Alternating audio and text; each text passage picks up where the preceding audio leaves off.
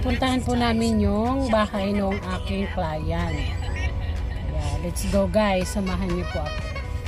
Bahay niya po ay tapos na.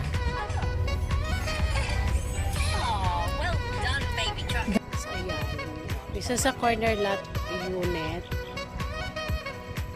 Ayan, so aho, yun nga yan. Silipin na. Correct. Ayan, so done na po yung house ng isa sa aking mga client. So, ayan, so lapit na itong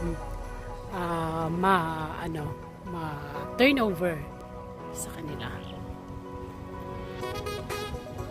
So, ito ngayon yung exact unit.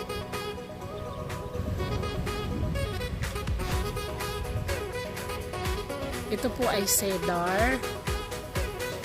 4 bedrooms, tapos meron na siyang parking. Actually, dalawa po yung car ang kasya dito. Dalawa po. Tapos, ang maganda, kasi single nga siya, ma'am. Tingnan mo naman po yung space na lote sa gilid. Makakapag-landscaping ka pa dito. Talaga ng kinuha dito kasi meron extra corner. Para talaga din na rin na search yung regular. Oh.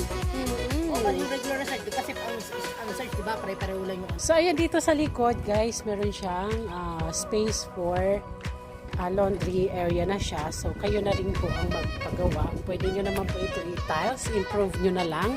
And then ganito po kalaki yung space na lote sa likod. So yun po. Kaya kung ikaw ay kukuha ng bahay, napakaganda rin po pala talaga na single attach ang kuhanin natin nyo. So, ayan, cedar.